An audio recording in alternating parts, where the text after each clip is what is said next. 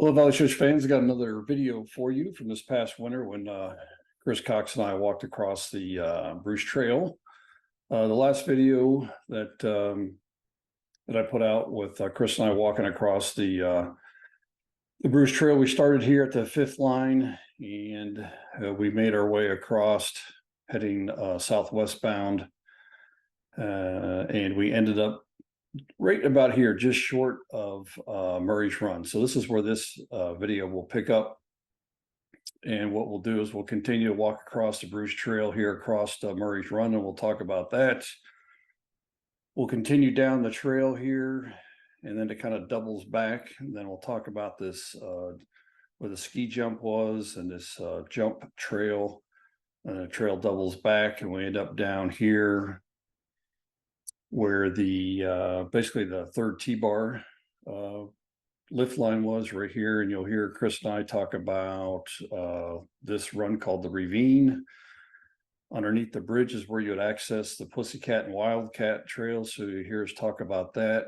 We'll also talk about where you would continue down the Caribou to get on the cable tow here, where you would access the Cheetah Trail, or some people refer to it as the Racing Trail. Then once we finish our discussion there, we'll start walking back up the Caribou Trail, which is actually the Bruce Trail. This is the Bruce Trail, which used to be the Caribou Trail. So we'll walk back up here, and then the trail doubles back here. So Chris and I will be talking as we walk through here, and we'll continue our walk going back here at the top of the 3rd T-bar.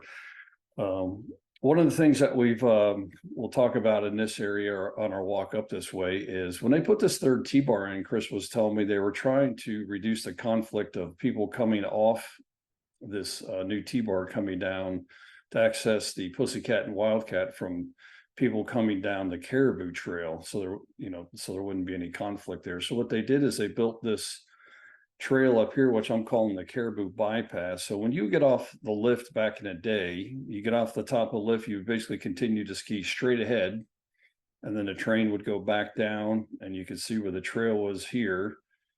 And you can see this now when you walk on the Bruce Trail too, and we'll point that out in the video.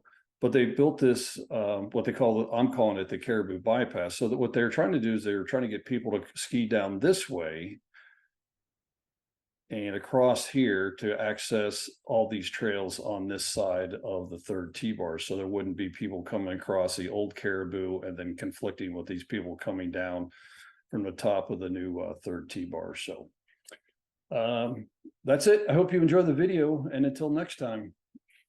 So something I just thought about. So if you would have got off the main lift line and turned right, so if you stayed close to the lift line or whatever, you could have came down to the Wendigo. That's correct. But at some time, did you have to make a choice? Was there the woods or whatever to where you would have to go over to Murray's Run? You remember? Yes. Basically, there was a row, or maybe a double row of planted pines. Yeah, those are over here, I think. That for Murray's Run. Had a couple of spots where if you started on the Wendigo, you could cut over to Murray's Run. Oh, I got you. Okay. Or you could come as far down as the bush here and then ski through the bush. It was never groomed. This portion of glades, if you will, were never groomed. Okay. From the top of the 3rd T-bar, we had a glade that we cut out open enough that we were able to groom through it. Okay. Something I noticed in the summertime, and it's not standing out really well, but obviously this is Murray's Run. So you got the pine trees on one side, both sides, yeah. Both sides. And then in the summertime, you see the deer trail right here? Yes. And there's that little bump. Yeah. In the summertime, it looks like somebody built that for like a little ski jump. Oh, I'm sure it was. Yeah. I mean, that really stood out. Now, the odd side part of it is it was on the right-hand side of the run, on the skier's right. So most of the trail was to the left of that. Gotcha. But it's mostly overgrown. So they used to jump off that all the time. Okay. I remember tobogganing off it after one snowstorm with a friend of mine that worked for us down in Menary. And I was on the front of the toboggan. He was on the back. We went right to the top of the hill. You on a toboggan? On a toboggan. Wow. It was all groomed flat. He must have been flying. We went as fast as we could and we missed it by about a foot. So we went back up to the top again, came back down, hit it perfectly. But as we went through the air, the toboggan left us. And we landed just like flat on our backs. All I can remember is hearing him go, ooh. Don Maneri.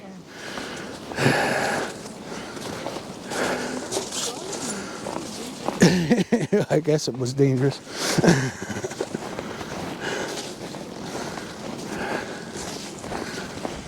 So I guess this would be pretty fair to say we're kind of standing We're standing in the middle of the run now, yeah. Okay. Wow, it's amazing how this particular section is really filled in. Sure has. I guess it's close to 40 years though, so. Yeah. And it's pretty moist ground. It's very wet down by the deck. Yep. But all of this, we had to stay off it in the spring for a few weeks before it dried out enough to. Okay. Something I noticed yesterday I was going to ask you about. I thought I noticed as I was walking up Murray's Run before, well, so you'd go down here then make a right. Mm-hmm. If you're going down the hill on the left-hand side, I thought Murray told me there was a spring and it looked like there was like a built brick square. Is that? I think it was a cement septic tank. Oh, is that what that? There could have been something even before that, but we had a cement tank with a water line that went down to the chalet. I remember that Murray told me about that. And if we didn't have power, we had a valve down there, and if we didn't have power, we could switch over to that tank, and we'd have a few hundred gallons of water to flush toilets and things like that until the power came back on. That's what I saw then. Okay. Yeah. Yeah, that makes sense. And there could have been a previous version to it when, like, the Smiths might have had something to feed their cows. All right, well, we're coming up on the famous toboggan runner.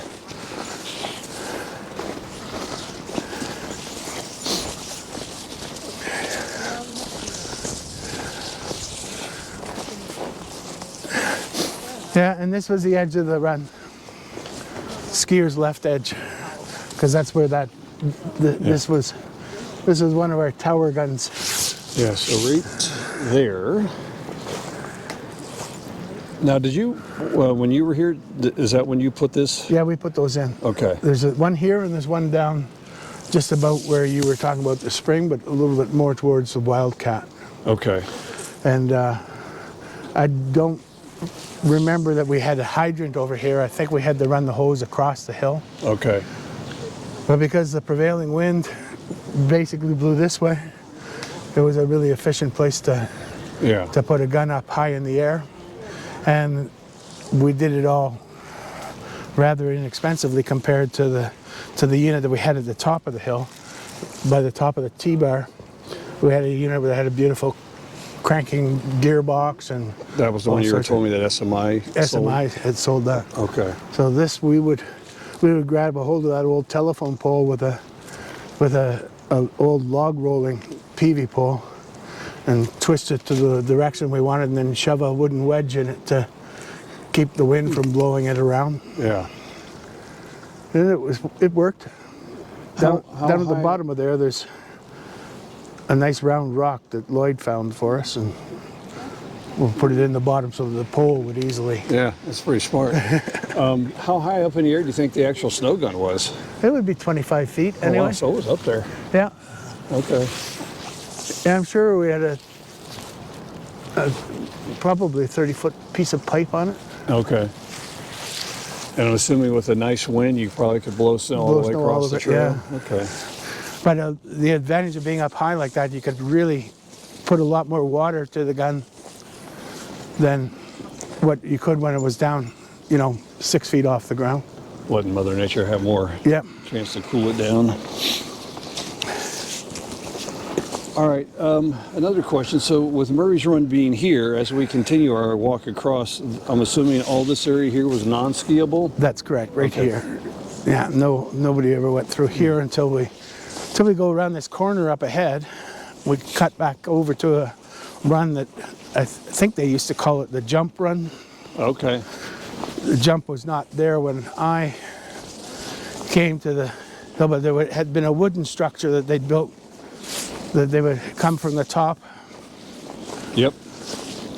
Yeah, I got some pictures of that. I think Murray told me the Austrian skiers liked one of that jump. So this was never a ski run? It was a ski run, yeah. Oh, it was? And that was the bridge that you see up ahead. That's where that wooden jump structure had been built. What are you looking at? Well, past the fence. Yep. Just where, you know, the snow disappears and it becomes, Yeah. that's a bit of a natural ridge there. Oh, okay, I got you. And that's where that structure was, according to The jump people, or whatever? The jump, yeah. Oh, okay, so it was right there. Okay. So they would come just from skiers left of Murray's Run. It'd come off the top ridge, and it was very narrow because they would want to be going as straight as they can. Okay. In order to get as much air I got you. as And then possible. come down. And come down underneath these. Okay, and then down here. All right. So that cuts where the bridge was on the third T-bar line. Yep. And you could ski to the skiers right here, follow that. But I know that Murray says it was just a logging road, but we groomed it. And So you're talking right here. Yeah. Okay. turn right, and you could go right down and join back up with Murray's Run. Okay. Just about where the deck was. Okay. Yeah, that makes sense. All right. So I'm going to turn around here real quick. But essentially, this is Caribou. It had been the Caribou, yeah. So you would come down. So the Caribou, you would actually get off the lift and go basically like Straight back, Yeah. yeah. Okay. Then down around. So then underneath the bars were quite a bit above. The Yep. bull wheel was on the other side of the trail. Oh, it was okay. Yeah. Okay. And the uphill and returning bars would be over your head, and you'd ski down and follow this. Okay. And that cut was probably made more narrow when we put in the third T-bar. So the Caribou would carry right across there, and then the first break would be the Wildcat. And And then the Pussycat, yeah. So if you're standing, like you were saying, it'd be if I was standing on the Wildcat, the Pussycat would be to my left. That's correct. Okay. And you had to kind of go up the hill to the Wildcat. Yeah. Yep. I think Okay. the Pussycat, you might have had to go uphill a little bit Yeah. there too, but maybe it was just a So the other thing going through here, that would take you if you continued on the Caribou and you went down a little bit more, that's where you would get on that cable tow to take you up. yes. And I think somebody told me they thought the name of that run was called Cheetah. Yeah, that sounds right. Okay, I just was calling it the Racing Hill, but And I think a lot of people just called it the Racing Hill. But so before you guys put in this third lift, so this opening was bigger, you think, going through Yeah. here, the Caribou? Okay. Yeah. And was this trail to the right here before the third T-bar? yes, it was. Okay. Yeah, it was there when I came here, Okay. but it wasn't very popular. Okay. Unless you came off the jump and you wanted to not go down one of the other. Yeah. So that's where the bridge used to be. That's the lift line going up there, and then that would be the Nice grade. yeah. It's really nice. All right.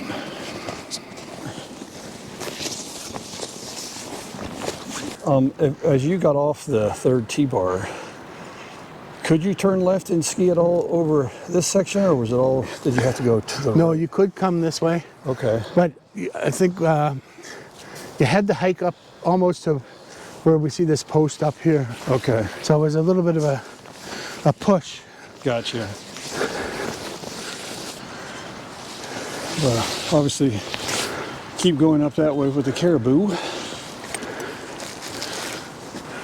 And this is the look going down.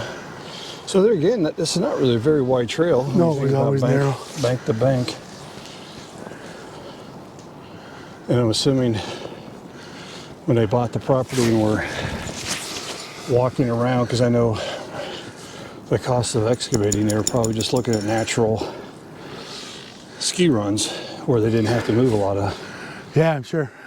dirt and have to spend a lot of money excavating, and this was just a natural trail. But I don't know, for me, I just think it's cool that they're narrower trails as opposed to coming in and stripping all the trees off the hill and just making it one big wide open trail. Probably retained a lot of snow too that wouldn't have been. Yeah, that's true.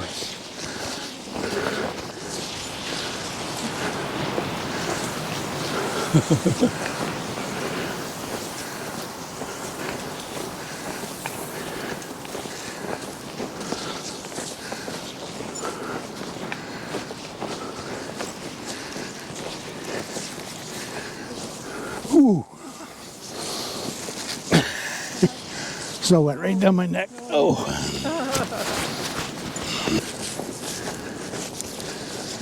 Well, here we are.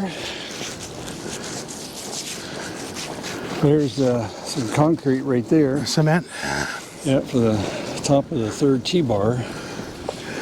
We were trying to get anybody that was skiing the Caribou to go this way. I can't say exactly where it went through in that direction because everything looks like it's been there for years. Yeah. So do you think what you were talking about from maybe the trail would come up through here? That's correct. Okay, so it wasn't down from here or whatever. Yeah. Okay, that makes sense.